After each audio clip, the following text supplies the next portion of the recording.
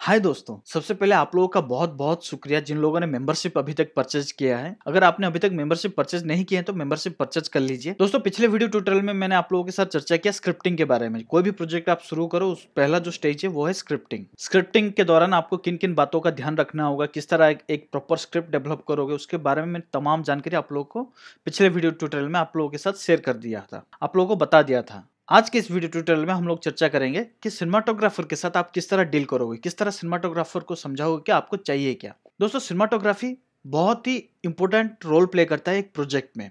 अगर सिनेमाटोग्राफी आपका गंदा गया, अगर सिनेमाटोग्राफी अगर आपका खराब गया, वो साफ दिखेगा पर्दे पे। बहुत सारे रीजन में से एक रीजन ये है कि सिनेमाटोग्राफर जो हैं वो आपने एक अच्छे सिनेमाटोग्राफर को नहीं लिए हैं, या फिर उनसे वो अच्छा काम आप फिच आउट कर नहीं पाए हैं। इसकी वजह से बहुत सारे शॉर्ट फिल्म कंपटीशन में मात खाते हैं।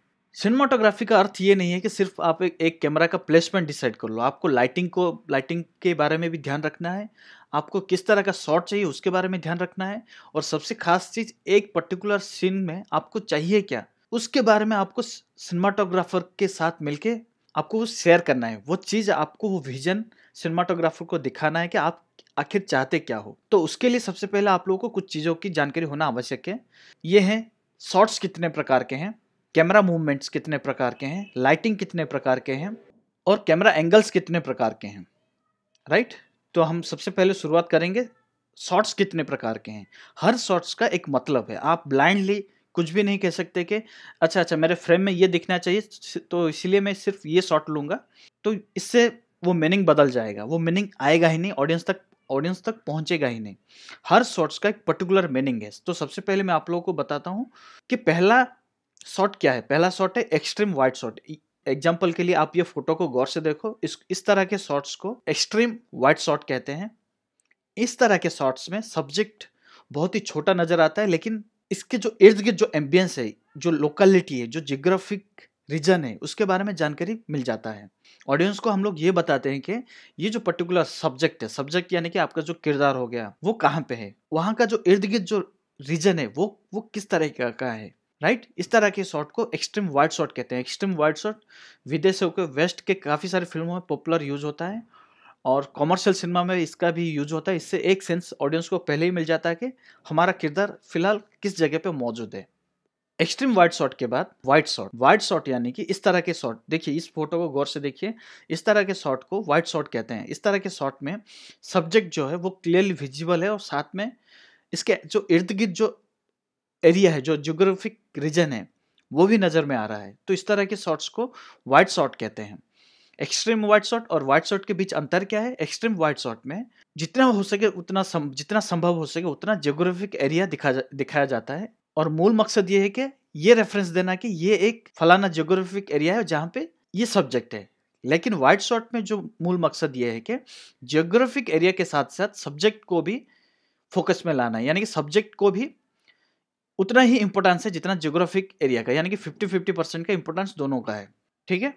वाइड शॉट के बाद आ गया लॉन्ग शॉट। लॉन्ग शॉट यानी कि सब्जेक्ट का पूरा व्यू जिस तरह के शॉट्स में हमें मिलेंगे उस तरह के शॉट्स को लॉन्ग शॉट कहते हैं। दोस्तों, इस एग्जांपल जो फोटो है, इस एग्जांपल के फोटो में आप देखिए, ये जो सब्जेक्ट है इसके सर से लेके पांव तक पूरा पिक्चर आ रहा है, और इनके लेफ्ट साइड राइट साइड और एबव हेड और जो पांव के नीचे जितनी स्पेस है वो तमाम स्पेस भी नजर आ रहा है। तो इस तरह के शॉट्स को लॉन्ग शॉट कहते हैं। ठीक है दोस्तों। लॉन्ग शॉट के बाद आ गया मिड शॉट। मिड शॉट यानी कि कैमरा फ्रेमिंग आपको इस तरह सब्जेक्ट के ऊपर करते हो, सब्जेक्ट यानी कि किरदार के ऊपर आप इस तरह कैमरा फ्रेमिंग करते हो कि उसका कमर से लेके सिर तक वो शॉट आए। इस तरह के शॉट को मिड शॉट कहते हैं। मिड शॉट यानी कि 50% ऑफ द सब्जेक्ट। ठीक है। जो भी सब्जेक्ट है आप उसका 50% अगर फ्रेम लगाओगे, उस तरह के फ्रेम को मिड शॉट कहते हैं। ठीक है दोस्तों। मिड शॉट के बाद क्लोज शॉट। क्लोज शॉट यानी कि क्लोजअप शॉट भी जिसे कहते हैं, यानी कि जो फ्रेमिंग है वो बहुत सब्जेक्ट का जो हेड पोर्शन है वहां पे बहुत ही क्लोज रहता है। अगर आप कई सिनेमाटोग्राफर का जो टेस्ट है वो इस तरह का है कि वो हेड पे थोड़ा सा स्पेस देते हैं क्लोज शॉट में। कई सिनेमाटोग्राफर ऐसे हैं जो पूरा टाइट शॉट लेते हैं, यानी कि सिर के ऊपर स्पेस ज़्यादा नहीं होगा, वहां से टाइट फ्रेम लेते हैं। इस तरह के शॉट में हेड से लेके सिर से लेके चिन तक शॉट लिए जाते हैं। इस तरह के शॉट को क्लोज शॉट कहते हैं। और एक प्रकार का शॉट है, इस प्रकार के शॉट को मिड क्लोज शॉट कहते हैं। इस फोटो को गौर से देखिए। इस तरह के शॉट में सब्जेक्ट का सिर से लेके चेस्ट तक फ्रेम बनाया जाता है। इस तरह के शॉट को मिड क्लोज शॉट कहते हैं। ठीक है, वो है extreme close shot. Extreme close shot का अर्थ ये हो गया कि एक सब्जेक्ट है और उसके आंखों पे एकदम से क्लोजअप लगा है, तो उस तरह के शॉट को एक्सट्रीम क्लोज शॉट कहते हैं। या फिर होठों के ऊपर क्लोज शॉट लगा है, तो इस तरह के शॉट को एक्सट्रीम क्लोज शॉट कहते हैं।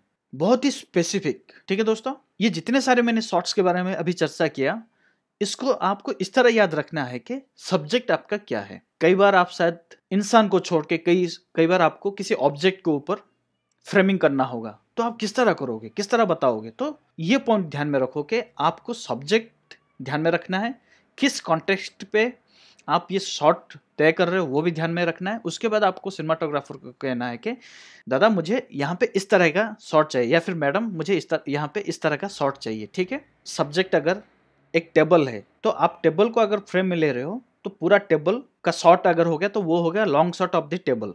ठीक है, अगर आप मिड लगा रहे हो तो आपको लिखना होगा या फिर बताना होगा mid shot of the table. ठीक है, आप लोगों को अभी समझ में आ गया होगा टाइप्स ऑफ शॉट्स, राइट। इतने मेजर शॉट्स हैं।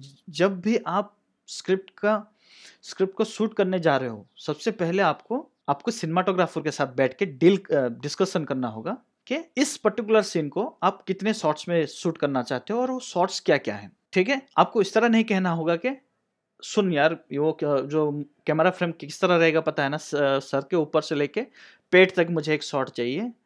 ठीक है, और अगला शॉट जो होगा वो सर से लेके घुटनों तक एक शॉट चाहिए, और अगला जो शॉट होगा वो सिर्फ हाथ का शॉट होगा। इस तरह नहीं कह के आप इस तरह कह सकते हो कि मुझे पहले ये किरदार का एक मिड शॉट चाहिए, फिर लॉन्ग शॉट पे हम लोग जाएंगे, फिर कट इन एक चाहिए, वो हाथ टाइट कर रहा है, ऐसा मुट्ठी बना रहा है।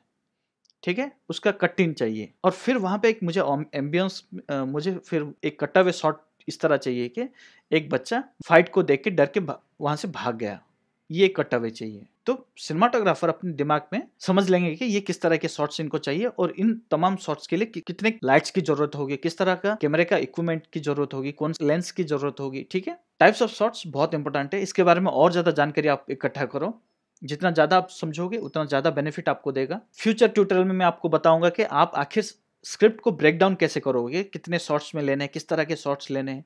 आपको एग्जैक्ट पेपर पे दिखेगा कि मेरा जो फिल्म बनेगा वो इस तरह का बनेगा। वो किस तरह प्रोफेशनल तरीके से होता है वो फ्यूचर में बताऊंगा। ये बेसिक लेवल पे अभी हम लोग कॉन्सेप्ट चल रहा है, फिर एडवांस कॉन्सेप्ट क्लियर करेंगे, फिर प्रोफेशनल कॉन्सेप्ट की तरफ बढ़ेंगे। टाइप्स ऑफ शॉट्स के बाद मैं आप लोगों को और एक इंपॉर्टेंट टॉपिक बता रहा हूँ, वो है कैमरा मूवमेंट। सिनेमाटोग्राफर को जब आप बताओगे सिर्फ शॉट्स नहीं बताओगे, आपको कैमरा मूवमेंट के बारे में बताना होगा। दोस्तों, कैमरा मूवमेंट्स कई प्रकार के हैं, उनमें से एक है आर्क मूवमेंट। आर्क मूवमेंट यानी कि आप इस तरह के जो कैमरा मूवमेंट है भारतीय सिनेमा में काफी मात्रा में आपने देखा होगा। याद कीजिए, एक हीरो और एक हीरोइन फर्स्ट मर्तबा मिलते हैं, या फिर हीरोइन ने हीरो का प्रपोजल एक्सेप्ट कर लिया, तो उसके बाद कौन सा कैमरा मूवमेंट आता है? उसके बाद वो आर्क मूवमेंट आता है, जहाँ पे हीरो हीरोइन करीब है और उनके चारों तरफ कैमरा आर्क में घूमता है और बैकग्राउंड म्यूजिक फेड इन होता है और काफी लाउड में बजता है। याद है वो सीन? इस तरह के सीन में आर्क कैमरा मूवमेंट काफी इस्तेमाल हुआ है। और भी कई सिचुएशंस है जहाँ पे आर्क कैमरा मूवमेंट इस्तेमाल हुए हैं। जब आप सिनेमाटोग्राफर को कहोगे मुझे यहाँ पे सिर्फ वाइड शॉट नहीं चाहिए, मुझे वाइड शॉट में आर्क मूवमेंट चाहिए कैमरे का। ठीक है, आप समझ रहे हो? उसके बाद जो दूसरे तरीके का मूवमेंट है वो है डॉली मूवमेंट। डॉली मूवमेंट यानी कि कोई भी सिस्टम जो आगे पीछे घूम सके और उसके ऊपर कैमरा स्टैटिक रखा जा सके। वो एक तरीके का एक सिस्टम होगा, उसके नीचे पहिए लगे होंगे और उसके ऊपर कैमरा माउंट होगा। कैमरा के साथ कैमरामैन और फोकस पुलर दोनों बैठ सकेंगे। ये ऐसा सिस्टम है। एक डॉली कैमरा मूवमेंट एक हो गया, जिसमें कैमरा एक ऐसे इक्विपमेंट के ऊपर प्लेस्ड रहता है जो आगे पीछे मूव कर सके स्मूथली। ठीक है, तीसरे तरीके का जो मूवमेंट है वो है डॉली जूम, यानी कि डॉली तो होगा साथ ही साथ जूम इन भी होगा। और भी कई सारे इंपॉर्टेंट कैमरा मूवमेंट्स हैं। कैमरा मूवमेंट के बाद आपको समझना होगा लाइटिंग किस प्रकार के होता है सेट पे। ठीक है, उसके बाद आपको समझना होगा कैमरा एंगल। कैमरा एंगल यानी कि कैमरा को आप जैसे चाहे वैसे प्लेस नहीं कर सकते, एक पर्टिकुलर एंगल से आपको प्लेस करना होगा with reference to the subject. ठीक है, तो ये कैमरा एंगल के बारे में जानकारी बहुत इंपॉर्टेंट है। लाइटिंग डिपेंडिंग अपन सीन आप किस तरह करवाओगे सिनेमाटोग्राफर के साथ मिलके, और सिनेमाटोग्राफर को किस तरह सीन का निर्देशन दोगे, ये तमाम जानकारी इस ट्यूटोरियल के अगले भाग में है, जो सिर्फ मेंबर्स के लिए उपलब्ध होंगे। अगर आपने अभी तक मेंबर्स परचेज नहीं किया है तो मेंबरशिप परचेज कर लो, ठीक है। अगर आपने अभी तक मेंबरशिप नहीं परचेज किए हैं तो मेंबरशिप परचेज कर लीजिए। सिनेमाटोग्राफी के सेकंड पार्ट में मैं आप लोगों को मिलता हूं। Thank you.